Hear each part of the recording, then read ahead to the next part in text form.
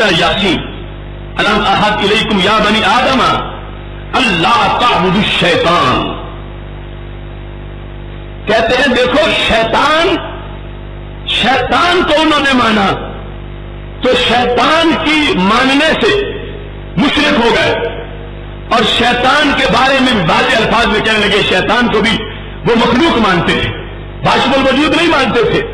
مخلوق مانا ہے, واجب الوجود نہیں مانا, اس کے باوجود مشرک قرار پائے.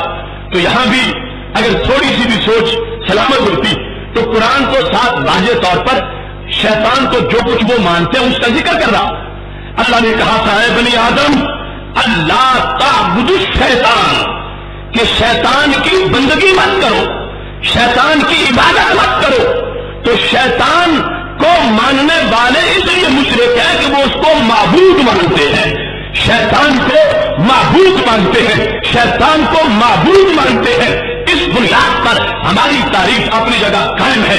کسی آج سے اس تاریخ کا رد نہیں لایا جا سکا کہ شیطان کو ماننے والے اس بنیاد پہ نہیں کافر کہ اس کے وجود کو مانا ہے, اس بنیاد پہ مشرک ہے کہ اس کو معبود مانا ہے. اللہ کہہ رہا ہے اس کی عبادت مت کرنا. اس بنیاد پر جو مقام بھی انہوں نے اپنی تقریروں میں بیان کیے, یہ مکمل تقریباً 5 آیات ان کا خلاصہ تھا. اس کے سوا جو دیگر ہے وہ بھی ابھی میں سامنے لاؤں گا, لیکن یہاں پر میں نے قرآن ہی سے جواب دیا اور قرآن واضح کر رہا ہے. اگر وہ صرف وہ لفظ جو بولتے ہیں اس کے پہلے والا دیکھ لیں یا بعد والا دیکھ لیں تو ان کو ہم سے جھگڑنا نہیں پڑے گا, قرآن ہی ان کو ہماری صداقت کا پتہ بتا دے گا. یہاں ایک مولوی نے بڑا زور لگایا, کہتا ہے اللہ کہہ رہا ہے کہ شیطان کی عبادت نہ کرو, تو شیطان کو تو سجدہ کرتے کوئی نہیں تھا, شیطان کو تو کسی نے معبود بنایا ہی نہیں تھا. اس کے باوجود بھی شیطان کے ماننے والوں کو مشرک کہا جا رہا ہے.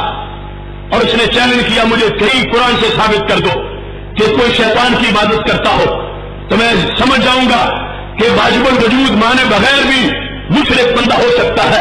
تو اس سلسلہ میں قرآن مجید برہان رشید کی وہ آیت کریمہ جو سورہ انبیاء میں موجود ہے, رب ذوالجلال فرماتا ہے وَمَن يَقُلْ مِنْهُمْ إِنِّي إِلَٰهٌ مِّن دُونِي فَذَٰلِكَ نَجْزِيهِ جَهَنَّمَ.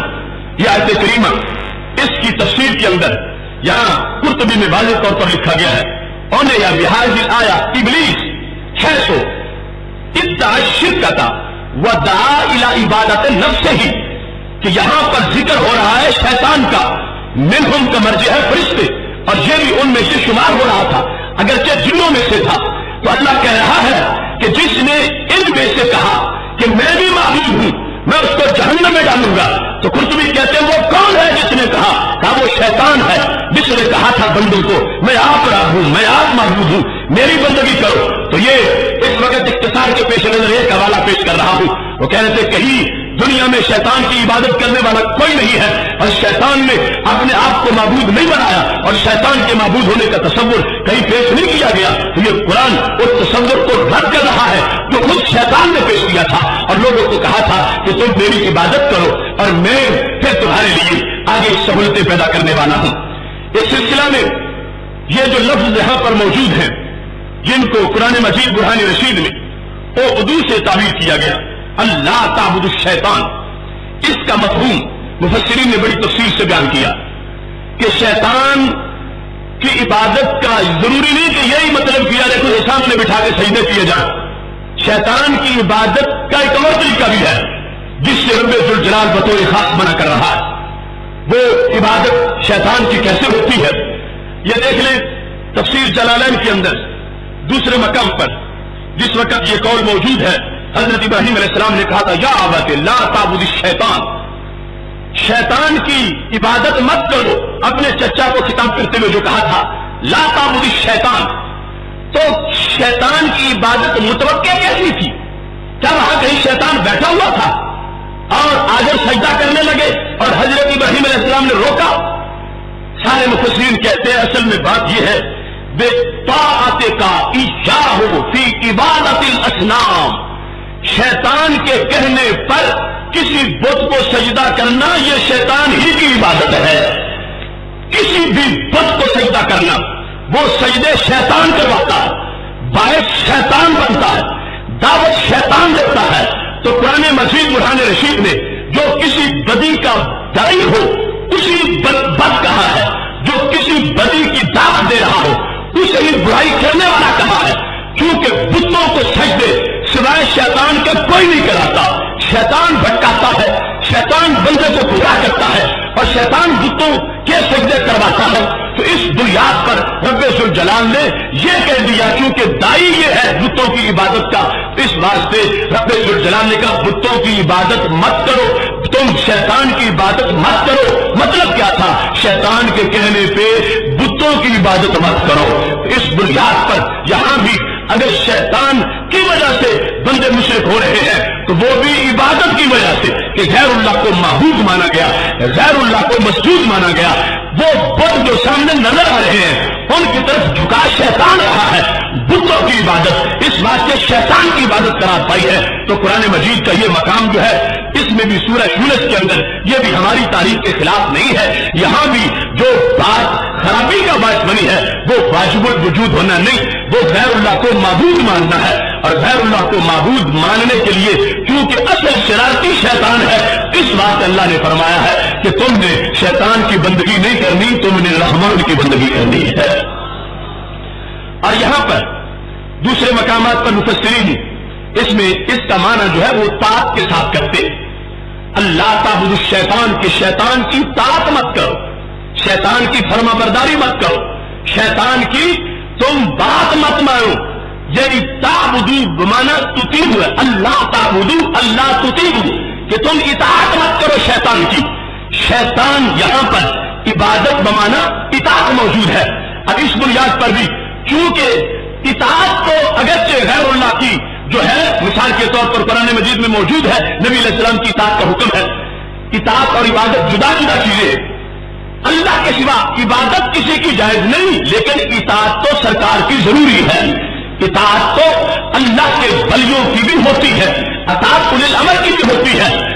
اس بنیاد پر یہاں جس وقت اطاعت کا معنی کریں گے تو مطلب کیا ہوگا کہ کیونکہ شیطان کی اطاعت سوائے بت پرستی کے کچھ نہیں، سوائے بدی کے کچھ نہیں، سوائے بدکاری کے کچھ نہیں، تو خالق کائنات جل جلالہ یہ فرما کے کہ تم اس کی عبادت مت کرو، حکم یہ دے رہا ہے کہ تم اس کی اطاعت مت کرو۔ کیوں؟ اطاعت ہی عبادت کی طرف لے جانے والی ہے۔ اطاعت کرے گا کوئی شیطان کی تو پھر بت پرست بن جائے گا۔ لہذا خالق کائنات کا حکم واضح کر رہا ہے کہ جو ان کو مشرک کہا گیا ہے بلا وجہ نہیں کہا گیا، ان کو غیر اللہ کے معبود ماننے کی وجہ سے مشرک کہا جا رہا ہے۔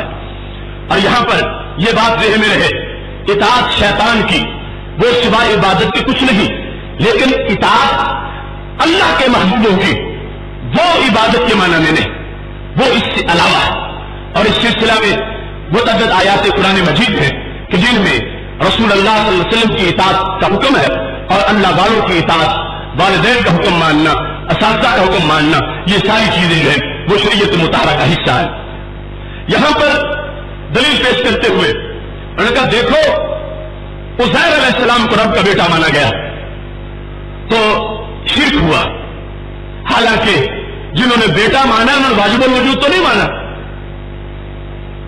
یعنی مسلسل دلیلوں میں ان کی گمراہی، کیسے لوگ تھے جو سامنے بیٹھ کے سنتے رہے۔